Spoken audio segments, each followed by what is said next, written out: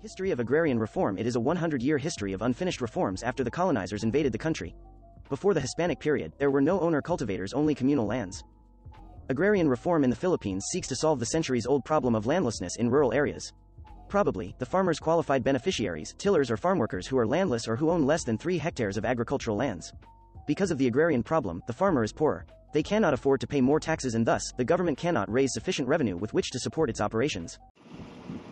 Welcome everyone. Today, we bring history to life through the art of puppetry as we journey through the struggles, victories, and ongoing challenges of agrarian reforms in the Philippines. From the Spanish colonial period to modern-day reforms, our puppet show will highlight key moments and policies that have shaped the lives of Filipino farmers. Sit back and enjoy as we uncover the story of lands, justice, and hope through the eyes of those who till the soil. A peaceful farm with a rice field and a nipa hut. Tatay Juan is working the land.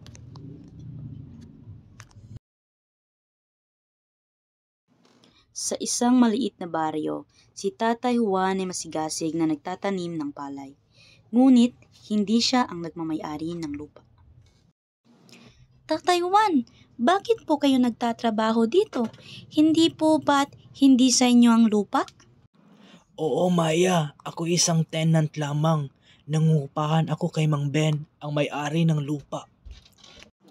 Pero bakit di po kayo ang may-ari ng lupa?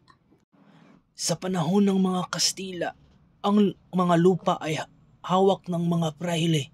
Hanggang ngayon, marami sa atin ang walang sariling lupa.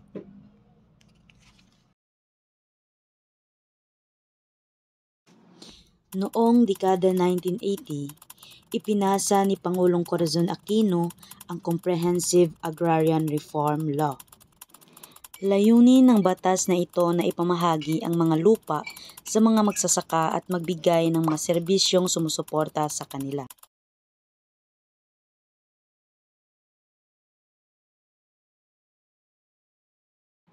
Mga kababayan, may magandang balita. Isang bagong batas ang ipinatupad na magbibigay sa atin ng sariling lupa. Talaga po? Ano pong batas iyon? Ang Comprehensive Agrarian Reform Program o CARP, layunin nitong ipamahagi ang mga lupa sa mga magsasaka tulad natin.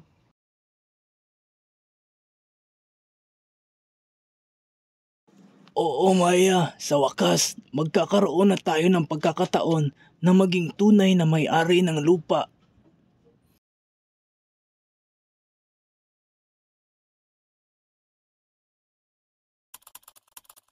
Noong dekada 1950, ipinasa ni Pangulong Ramon Magsaysay ang mga batas upang tulungan ang mga magsasaka.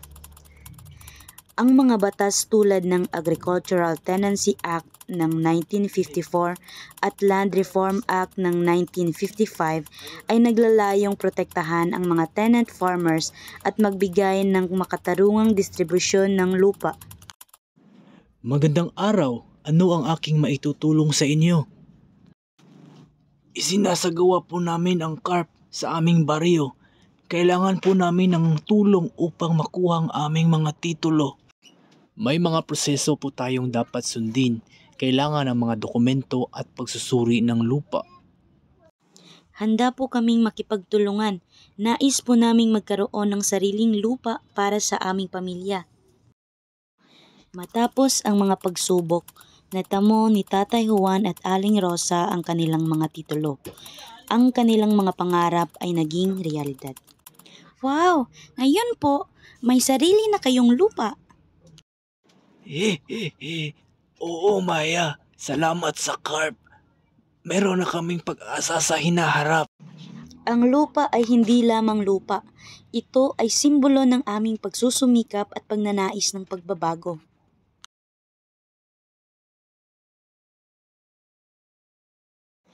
Ang kwento ni Tatay Juan at Aling Rosa ay kwento ng bawat magsasaka sa Pilipinas. Ang agrarian reform ay hindi katapusan, kundi simula ng mas magandang bukas. Salamat po Tatay Juan at Aling Rosa sa pagbabahagi ng inyong kwento. Maraming salamat din, Maya. Naway magsilbing inspirasyon ng aming kwento sa iba. Ang lupa ay para sa lahat. Sama-sama tayong magsikap para sa mas magandang bukas.